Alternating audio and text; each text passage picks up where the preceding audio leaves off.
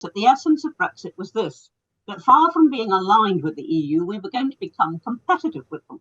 And when you do things like raise your corporation tax, you haven't a hope of being competitive with them. And I don't blame AstraZeneca, for example, for going off to the Irish Republic, where the taxes for business are lower. Talking things over with Anne Widdecombe and John Witherow. Britain's bonfire of EU law is being largely scaled back. Rishi Sunak had planned to scrap nearly 4,000 laws, but just a fraction of them could be binned. Anne Widdecombe, is this not just another example of Brexit's eyes being bigger than their stomach? They promise an awful lot, but ultimately could never deliver it. Now, that's an absolute nonsense. We could deliver it if the will was there. What we've got is not Brexit, actually.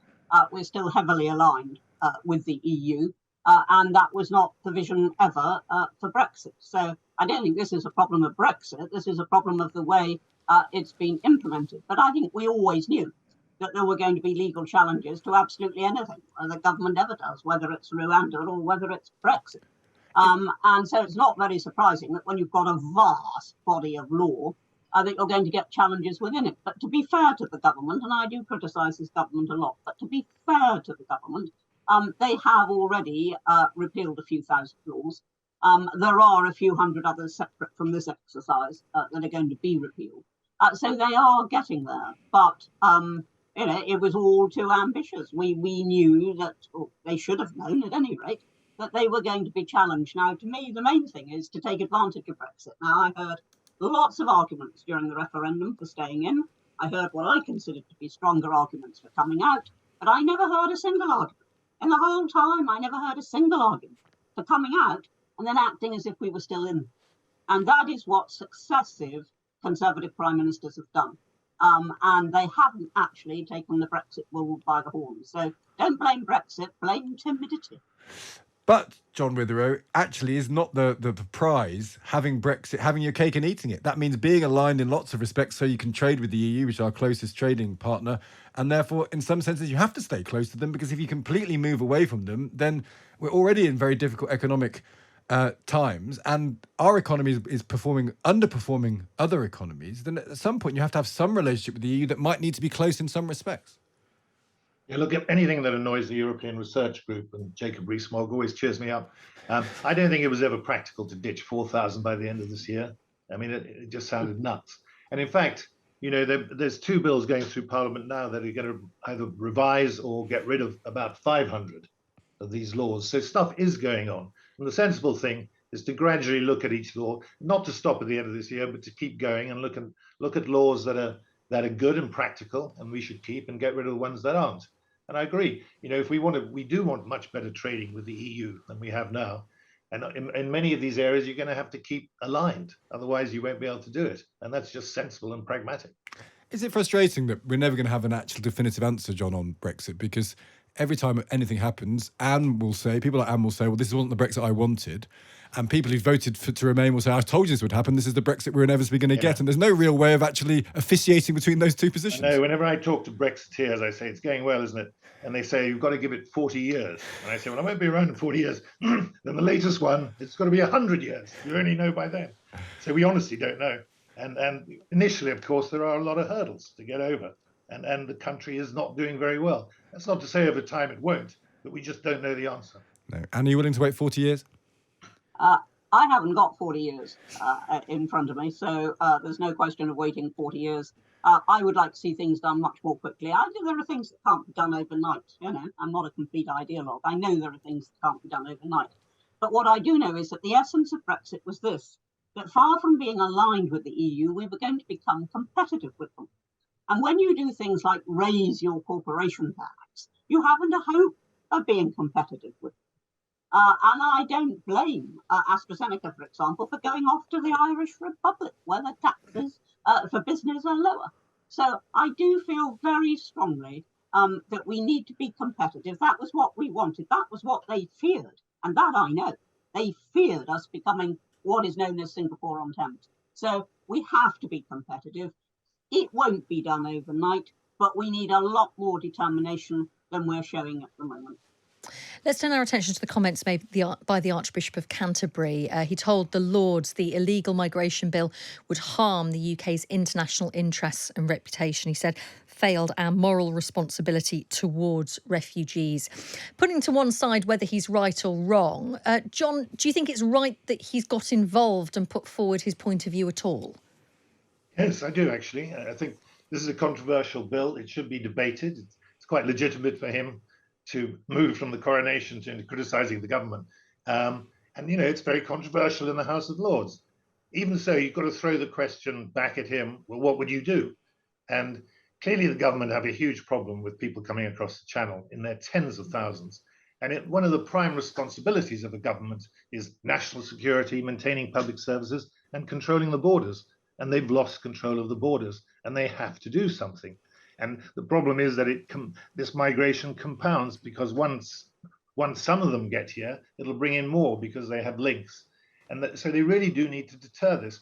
What amazes me is why they haven't, not the government, but why the French haven't gone after the people traffickers and really wrap that up. Because I think if you did that, you'd pretty well stop it. But presumably the French don't have the incentive, despite the tens of millions we're giving them, to do this, because they're quite happy for these migrants to come through France and to come to the UK. I think it's right for the government to do what it can to stop this.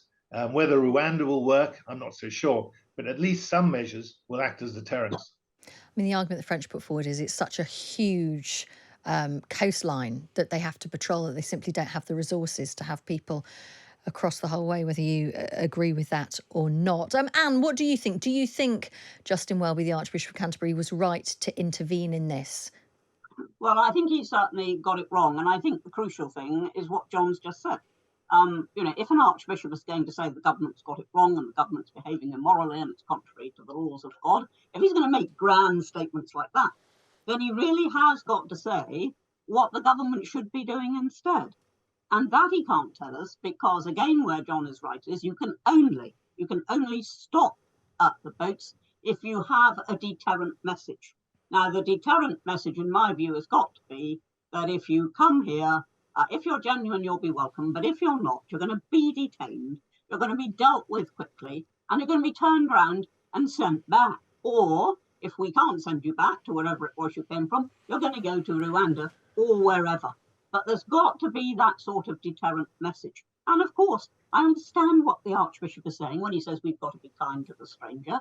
Yes, we have, but we don't have to be kind to the people traffickers. We don't have to be kind to those who are actually taking ginormous risks, not only with their own lives, but with other lives crossing the sea.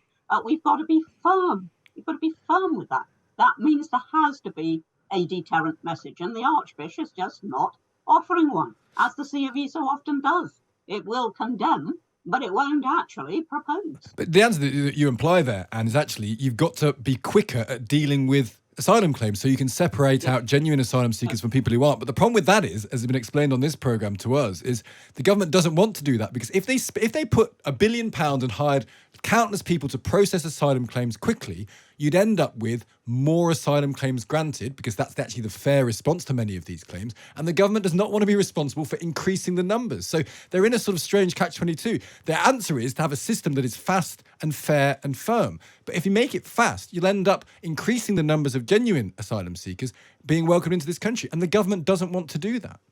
No, the point is that if you make it fast and you're here without any genuine grounds to be here, and it really is fast and you really are turned round, that deters the widespread abuse of the system. Now, we have always said that if you have a genuine claim for asylum, you'll be accepted. But there are other ways of making a genuine claim for asylum. Okay. I think we just need a very strong deterrent message. And speed is a part of that. I mean, if you believe, where there's life, there's hope.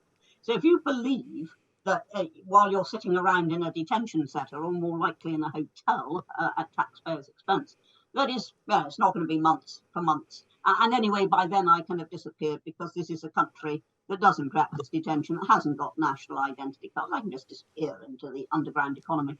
If you've got that sort of hope, it encourages you. If that hope is dashed because you're going to be detained and you're going to be dealt with quickly, that is a huge deterrent message. Now, as far as the genuine people go, they have always been welcome because we have obligations under international law. Yeah, and the government just about still wants to maintain those. John, Stig, where the Archbishop was right. They are already in a safe country. They're already in a safe country. They're in France. I understand. And therefore, they cannot be genuine if they're coming here. They're in France. They're safe. John? Where the Archbishop was right is in saying this problem is only going to get worse. They're going to be tens of millions more people, particularly coming from the population explosion in Africa, heading towards Europe. Already in America, there are 150,000 people poised to enter the United States illegally. So all countries are facing this problem right across the continent. But why don't when that happened after the Second World War, John, there was a refugee agency set up by the UN which tried to move people around the world so each country could take their share. Do we not live in it? Maybe it's just gross naivety on my part, but that seems to be the solution in the end, is where things are divided up. So everyone bears some pressure on what you're talking about, which is going to be an explosion of refugees. That would be the ideal solution. But look at Italy. It tries to get the massive number of migrants getting in there, being taken by other EU countries, and they refuse because people are turning, they're selfishly looking at their own national interests. Yeah, well, as we so often talk about this program, NIMBYism is, there's lots of great ideas right up until you confront NIMBYism, and NIMBYism is the dominant human instinct, I think, maybe even. But I think there is a difference in the situation that you've just outlined. After the Second World War, there was an immediate emergency, which, if it was dealt with properly, was going to be finite. There is nothing finite about the exodus of people from poorer countries in the world. And therefore, if you simply say, let's divide them all up, they'll still keep coming. Because these are they're not actually refugees, some of them are, but most of them are economic migrants. That isn't going to change unless you're going to wave a magic wand and make all the world wealthy. It's not going to change. It's an interesting, we're not going to solve this one either today, but some really interesting points by both of you. A great pleasure to speak to you as ever. Anne Widdecombe and the former editor of The Times there, John Witherow.